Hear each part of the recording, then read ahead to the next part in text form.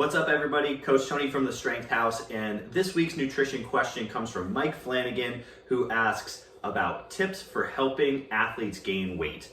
Now, this whole talk is going to be geared more towards like our younger athletes who are usually in the position where gaining weight is going to help them a lot in their sports performance. But anybody who's looking to put on muscle mass and is having a hard time doing so, these tips will help you a lot. So while gaining weight is simply a matter of consuming more calories than you're burning, it's not always as simple as just eat more food, because there is definitely an easier way or a more efficient way to do this, because sometimes eating more of the wrong foods can make it even harder to put yourself in a caloric surplus. So my favorite way to increase the number of calories you're taking in pretty rapidly is to increase the amount of dietary fat you're consuming. And the reason for that is because fat has more calories per gram than carbs or protein. In fact, over twice as many calories per gram.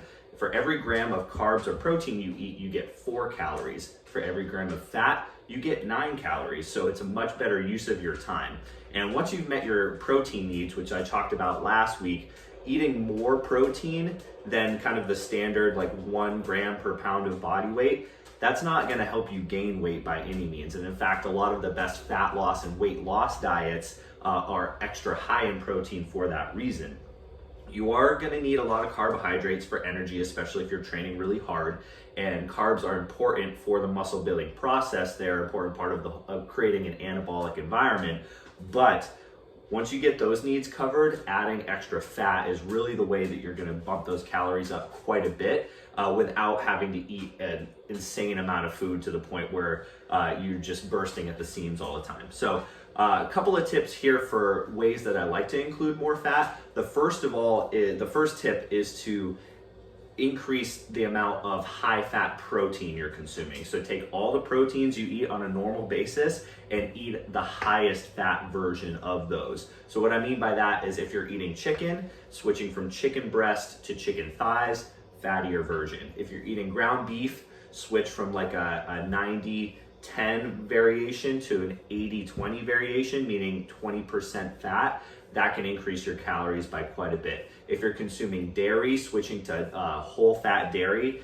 Whole milk Greek yogurt is one of my favorite things. It's delicious, the texture's unreal. It's a really convenient protein source. So if you have no issues with dairy, switching to full fat dairy, whole milk cottage cheese, adding cheese to dishes, things like that can be really, really solid. So that's the first one, switching to higher fat versions of the proteins you're consuming. After that, snacking on high fat foods, things like nuts and seeds, so cashews, almonds, sunflower seeds, things like that. Nut butters like peanut butter, of course, very, very popular. And a quick note on fats, what healthy fats means. So there are very few things that we can definitively say are unhealthy when it comes to food. It's very context based, but trans fats we can pretty definitively say are not good for you and you shouldn't consume them on a regular basis. So trans fats coming in the forms of things like shelf stable baked goods, like highly fried foods, things fried in trans fat oil.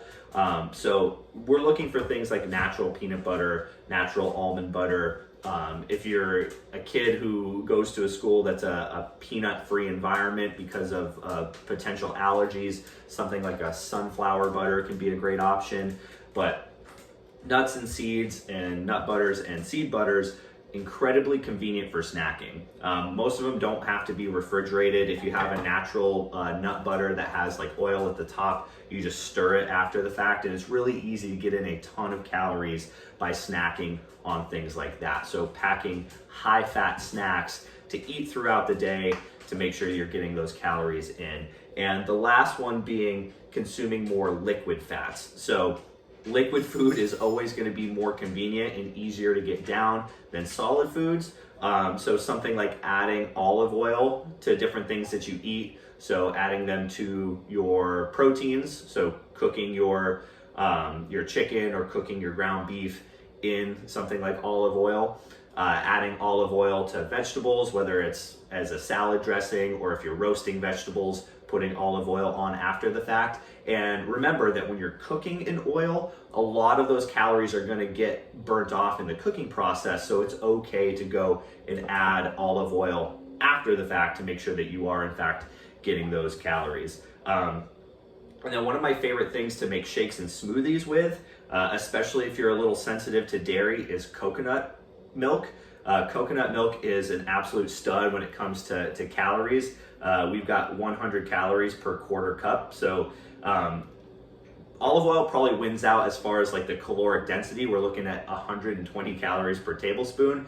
But if you've ever tried to make a shake with olive oil, you know it's a little gross. So coconut milk tastes delicious, awesome base for a smoothie, especially for those of us who don't do really well with dairy. So liquid fats in the form of oils on top of foods you're already making, or something like a whole milk or a coconut milk as a base for shakes and smoothies, awesome way to get in those extra calories. So healthy fats is really the unsung hero when it comes to those of us who are trying to get in more calories so you can gain weight. All right, so that's it for this week's nutrition Q&A. If you've got questions, leave them in the comments. We'll answer them in a future video.